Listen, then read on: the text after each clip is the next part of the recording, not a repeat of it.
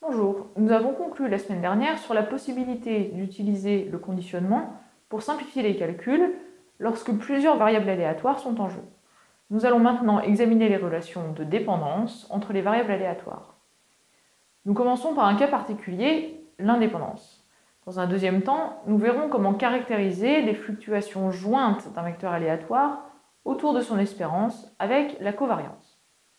Commençons par le cas particulier de l'indépendance. On se donne un vecteur aléatoire, grand X égale grand X1 jusqu'à grand XD, discret. Dans la deuxième vidéo du cours, nous avons défini la loi jointe et les lois marginales du vecteur X en toute généralité. Voici maintenant un cas particulier. On dit que les variables x1 jusqu'à xd sont indépendantes si, pour tous les vecteurs petit x1 jusqu'à petit xd, dans l'espace produit x ronde, les événements grand x1 égale petit x1 jusqu'à grand xd égale petit xd sont indépendants. Souvenez-vous que pour vérifier l'indépendance de plusieurs événements, il faut en général vérifier que la probabilité d'une intersection de n'importe quelle sous-famille est le produit des probabilités. Avec des variables aléatoires, on a une caractérisation plus simple que nous admettrons. Pour que les variables x1 jusqu'à xd soient indépendantes, il faut et il suffit que pour tout choix de duplet petit x1, petit xd, la probabilité de x1, xd donnée par la loi jointe soit égale au produit des probabilités des xi données par les lois marginales. Autrement dit, les variables sont indépendantes si et seulement si leur loi jointe s'écrit comme le produit des lois marginales. Attention, cette écriture n'est pas vraie en général, mais seulement pour des variables indépendantes. Par exemple, en dimension 2, pour un couple xy, la probabilité jointe du couple xy est égale à la probabilité marginale de y fois la probabilité conditionnelle de x sachant y. Voici deux exemples. X représente le succès d'un joueur à un jeu de dés, et y représente l'écart au carré par rapport à 3. La loi du couple xy est donnée par le premier tableau. X et y sont-elles indépendantes? Réponse non. Pour le prouver, il suffit de considérer par exemple le point -1, 0 à la première ligne, première colonne. La probabilité jointe vaut 0, alors que le produit des probabilités marginales vaut 1 sur 18. X et Y ne sont donc pas indépendantes. Un autre exemple. La loi jointe de X et Y est donnée par le tableau suivant. Vérifiez que X et Y sont indépendantes. Lorsqu'on est en présence de variables aléatoires indépendantes, les calculs d'espérance sont simplifiés en utilisant la propriété caractéristique suivante. X et Y sont indépendantes si et seulement si, pour tout choix de fonctions petit f et petit g, respectivement de grand X et grand Y, on a l'égalité espérance de f de x, g de y égale espérance de f de x fois espérance de g de y. La preuve de la nécessité de cette propriété dans le cas d'indépendance est très simple dans le cas fini. Prenez le temps de bien la comprendre. Nous allons admettre la réciproque. Avant de donner d'autres outils pour analyser les relations entre variables aléatoires, nous devons revenir au cas unidimensionnel et parler de variance. Intuitivement, la variance d'une variable aléatoire, si elle existe, caractérise sa dispersion autour de son espérance. D'abord, une définition. On dit qu'une variable aléatoire x est de carré sommable si x au carré est sommable, c'est-à-dire si la somme des x au carré fois px de petit x est finie. On dit aussi, dans ce cas, que x a un moment d'ordre 2.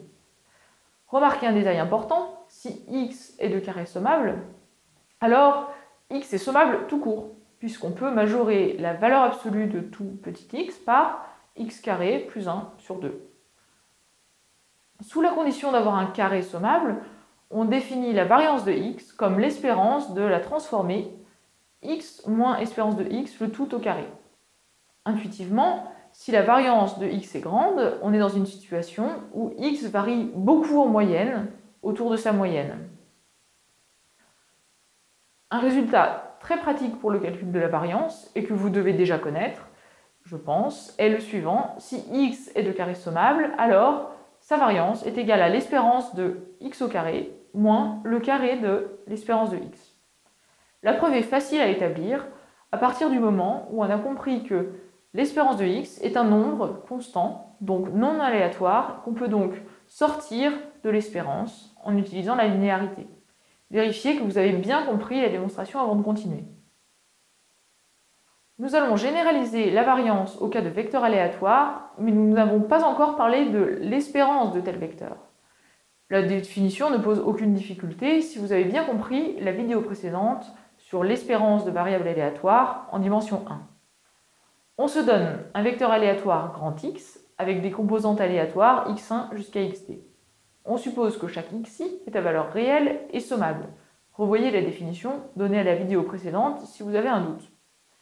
Alors, l'espérance du vecteur aléatoire grand X, encore noté E de x, est le vecteur formé par les espérances de chacune des composantes. Nous pouvons maintenant définir la covariance d'un couple de variables aléatoires. L'objectif est de résumer l'information sur les écarts au carré simultanés de x et y autour de leurs moyennes respectives. On se donne x et y, deux variables aléatoires réelles, deux carrés sommables. Pour la définition, nous avons besoin d'un résultat classique, l'inégalité de Cauchy-Schwarz, que nous ne démontrerons pas.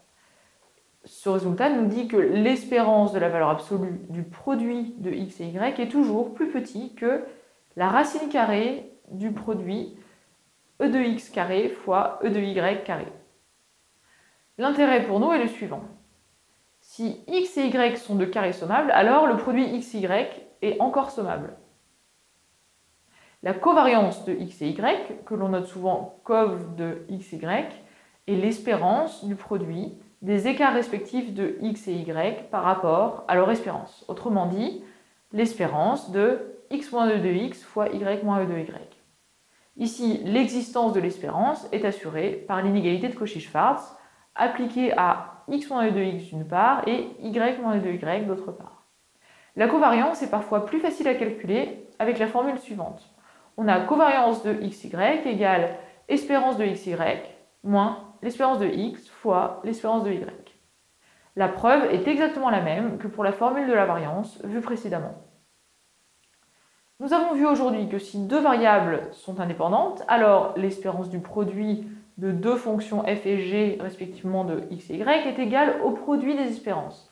En particulier, pour f de x égale x et g de y égale y, si x et y sont indépendantes, alors l'espérance de xy égale l'espérance de x fois l'espérance de y. Par conséquent, avec la formule de la covariance, on obtient que la covariance de x et y est nulle. Attention, la réciproque de cette proposition est fausse.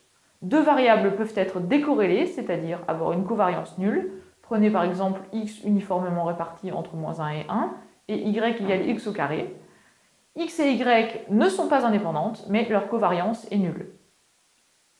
La covariance de deux variables aléatoires, que nous venons de voir, permet de définir la matrice de covariance d'un vecteur aléatoire grand X de taille d. On suppose que chaque xi est de carré sommable. Alors, la matrice de covariance grand sigma du vecteur x est la matrice carrée de taille d contenant à la ligne i et à la colonne j la covariance de xi et xj. Remarquez que la covariance d'une variable avec elle-même est exactement sa variance. Donc, la diagonale de la matrice contient les variances des xi. On peut manipuler cet objet de manière plus commode en voyant x comme une matrice colonne et en définissant l'espérance d'une matrice comme on l'a fait pour les vecteurs, c'est-à-dire terme à terme. Alors, grand sigma s'écrit comme l'espérance de x moins e de x multiplié par sa transposée. Vérifiez-le avant de continuer. Pour terminer cette vidéo, nous allons énoncer des propriétés très importantes des matrices de covariance qui seront très utiles en statistique et qui font le lien avec le cours d'algèbre des semaines précédentes. D'abord, sigma est symétrique, tout simplement parce que la covariance de xi et xj est la même chose que la covariance de xj et xi. Par conséquent, sigma est diagonalisable en base orthonormée. C'est-à-dire, rappelons-le, on peut trouver une base orthonormale de RD constituée de vecteurs propres de sigma. La dernière propriété essentielle est le caractère positif de sigma, c'est-à-dire le fait que ces valeurs propres sont toutes positives ou nulles. ou encore le fait que pour toute matrice colonne Y, on a transposé de Y fois sigma fois Y est un nombre positif. En effet, considérons le vecteur aléatoire x correspondant à sigma comme un vecteur colonne. Alors, transposé de y fois x est un réel, et en l'élevant au carré, on obtient un réel positif. Par monotonie de l'espérance de transposé de y fois x au carré est positif. L'astuce est la suivante. Le nombre transposé de y fois x, vu comme une matrice de taille 1, est égal à sa transposée. Donc on peut écrire le carré dans l'espérance comme transposé de y fois x multiplié par sa transposée. En appliquant la règle du produit des transposés, on fait apparaître x fois x transposé au milieu et on utilise enfin la linéarité de l'espérance pour terminer. Ici, on a supposé que e de x égale 0, mais un calcul similaire fonctionne dans le cas général. Par un calcul similaire aussi, on montre que si sigma est inversible, alors transposé de y fois sigma fois y est toujours strictement positive. Ces propriétés réunies seront très importantes en statistique pour comprendre la notion de direction de plus grande variance au sein d'un jeu de données. Enfin, la matrice de covariance est un outil central de l'analyse des vecteurs gaussiens, que nous verrons dans la dernière vidéo du cours. Nous n'allons pas plus loin sur les probabilités et les variables discrètes. Nous avons fait le tour de ce qu'il faut absolument connaître dans le domaine pour comprendre le principe des raisonnements probabilistes. Il nous reste à voir le cas continu, et en particulier les vecteurs gaussiens, incontournables dans les algorithmes de machine learning.